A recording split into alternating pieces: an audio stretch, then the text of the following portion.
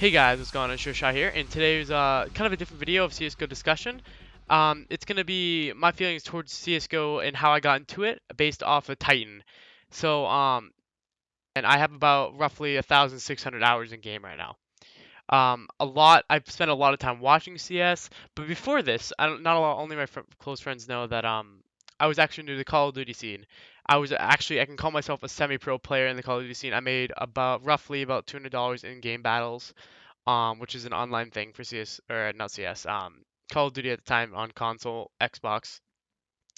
That was between Black Ops 2 and then a little into Ghosts, so that was about roughly a year.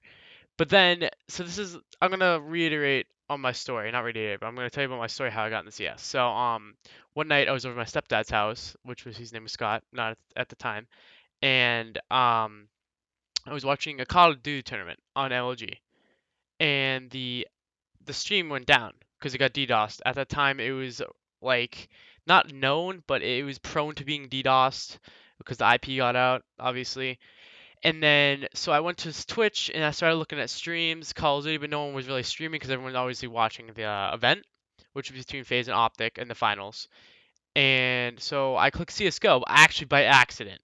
So I had no idea what CS was. My friends always told me, "Hey, you'd be really good at CS," or "Hey, you'd really like CS," but I just didn't really get into it. I never really liked.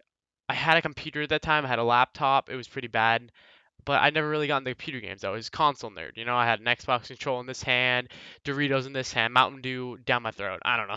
I don't even like Mountain Dew, but so I never really thought. I was like, hey, this is a good idea. Let's play this game, right? But I watched DreamHack Stop Home 2014. That was the first thing I've ever seen about CS. The match was between Titan and NiP.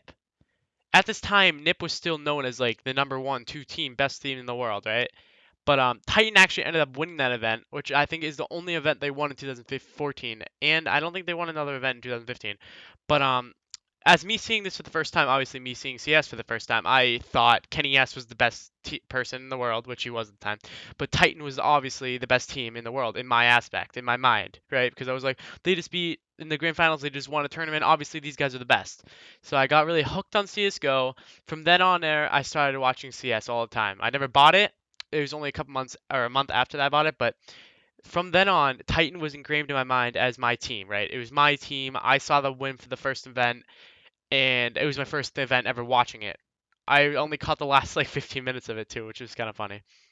Um, so that was the first event I ever saw, obviously, and then I bought the game, and now I love it. But my whole video is about how Titan has really inspired me. So I know they weren't the best team, and they still aren't, obviously, because they got picked up by G2, as you can see on screen. They just got Titan went down, bankrupt, all that. They blamed it on Kaylee, which I really don't buy that they blamed it on Kaylee. I know that would have been a factor in it, but I think they made bad money decisions. But they obviously don't want to admit that. But so um, Titan really has really inspired me to play CS:GO. It sounds really stupid, but it's like when you're a kid, right? When you see a basketball team or whatever you're into, like soccer, football, you see the team win. That team in your mind is like the best team, right? Because this is the first time you've seen anything ever won in that game.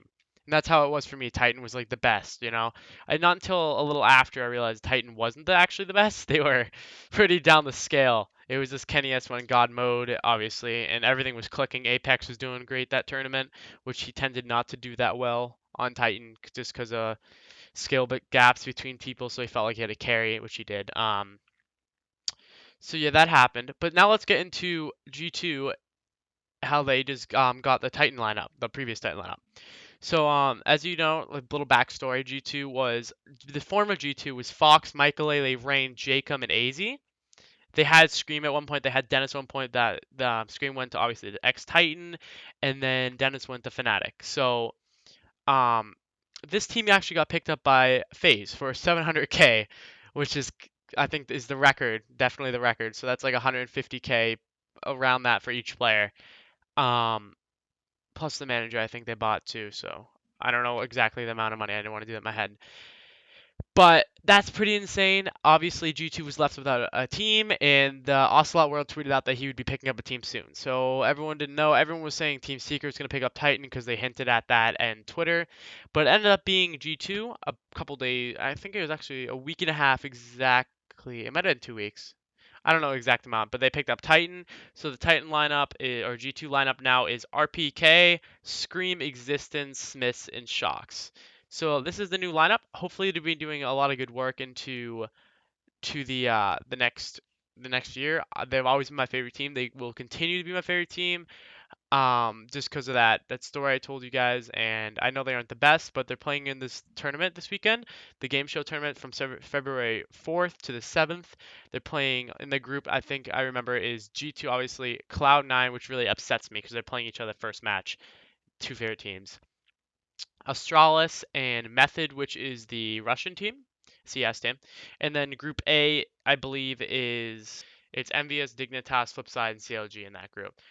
This tournament seems to be not stacked, but it has a few good teams. I think G2 can maybe even possibly win it if everything goes in the right way, if Scream's on and all them. But thank you guys for watching. This is a little short set. I might upload another video tomorrow, Thursday, another CS:GO discussion video, and I'm gonna do the European up and coming talents, 5 players I'm gonna pick on tier 2 teams in Europe that I think are gonna do really well this year. So thank you guys for watching, and I'll see you another time. Bye.